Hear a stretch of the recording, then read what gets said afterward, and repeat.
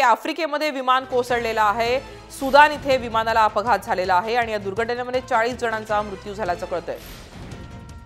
सुदान इथे विमानाला अपघात झालेला आहे। या दुर्घटनेमध्ये 40 जणांचा मृत्यू झालेला आहे। या अपघातामागचं कारण अद्याप कळू शकलेलं नाहीये। मात्र आता अर्थातच सुदानमध्ये वेगानं हालचाली सुरू होणार आहेत या कोसळलेल्या विमानाचा ब्लॅक बॉक्स शोधण्यासाठी आणि त्यानंतर मग हे विमान नेमकं का कोसळलं या संदर्भातली कारणं शोधता येतील। दुर्घटनेमध्ये 40 जणांचा मृत्यू झाल्याची शक्यता वर्तवली जाते।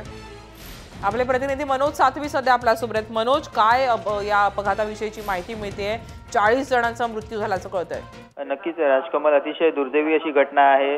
सुदानच्या विमानतळावरून एका विमानाने झेप घेतली आणि त्याच काही क्षणातच हे विमान कोसळलेलं आहे। हे विमान कोसळल्यानंतर या विमानात जवळपास 40 प्रवासी होते आणि या प्रवाशांचा मृत्यू झाल्याची बातमी समोर येते। त्यामुळे ही अतिशय दुर्घटना म्हणावी लागेल।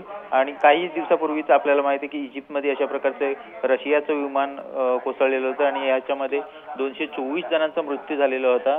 त्याच्यामुळे ही घटना आजची गंभीर म्हणावी लागेल। निश्चितच कुठल्याही विमानाचा अपघात जो आहे तो गंभीरच म्हणायला लागेल। मात्र हे विमान कुठल्या एअरलाइन्सचं होतं, कुठून कुठे जात होतं या संदर्भातली काही माहिती कळली आहे? राजकमल, या संदर्भात अद्याप अधिक माहिती येणं अपेक्षित आहे। मात्र सध्या तरी विमानाबद्दलची आणि या विमानात बसलेले प्रवासी हे कुठले होते या संदर्भातली अधिक माहिती अजून आपल्यापर्यंत पोहोचलेली नाहीये। तरी पण जे प्रवासी होते ते या विमानात जे प्रवास करणार होते ते त्या सर्व प्रवाशांचा मृत्यू झाल्याची माहिती आपल्यापर्यंत पोहोचतीये। मनोज, हा अपघात नेमका किती वाजता झालाय? राजकमल, अपघाताबाबत आता आपल्याला असं कळतंय की साधारण सकाळी 11 वाजताच्या सुमारास अपघात झाल्याची प्राथमिक माहिती आपल्याला मिळालेली होती। पण त्यानंतर या बचाव कार्यासाठी गेलेली सगळी यंत्रणा तिथे लागली। त्यामुळं याच्यात कोणी जिवंत आहे का या संदर्भात चाचपणी सुरू आहे।